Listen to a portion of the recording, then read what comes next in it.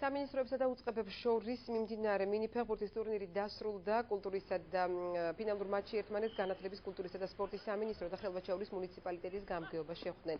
თამაში ხელვაჩაურის გამგეობის სრული უპირატესობით წარიმართა და მათივე გამარჯვებით ანგარიშით 6-1 დასრულდა.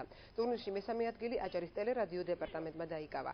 გამოვლინდა ტურნირის საუკეთესო ფეხბურთელი, ბომბარდირი, მცველი და მეკარე. ყველაზე ტექნიკურ ფეხბურთელად აჭარის ტელევიზიის ჟურნალისტი გიორგი მურვანიძე დასახელდა, ხოლო მაყურებლის სიმპათია ვიცე-მერი ჯემალ ანანიძე გახდა. ტურნირი, რომელშიც 8 გუნდი მონაწილეობდა, აჭარის მინიფეხბურთის ფედერაციის ორგანიზებით ჩატარდა.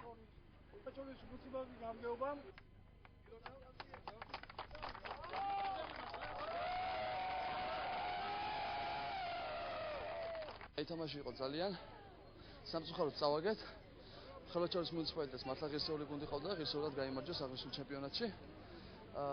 ჩვენი მიღწეულითაც ჩვენ კმაყოფილი ვართ, რადგან სულ 12 გუნდი მონაწილეობდა და დავიკავეთ მეორე საპრიზო ადგილი.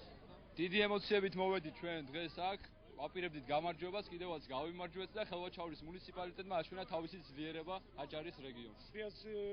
სასიამოვნოა და ლამაზად ჩატარდა ეს ტურნირი. მონაწილეების კმაყოფილია და საგებულების და მოგებულების. სასიამოვნო იყო პრო ხელვაჩაურის გამოჩენა ამ ასპარეზზე და პირველი მონაწილეობაზე ჩემპიონები გახდნენ.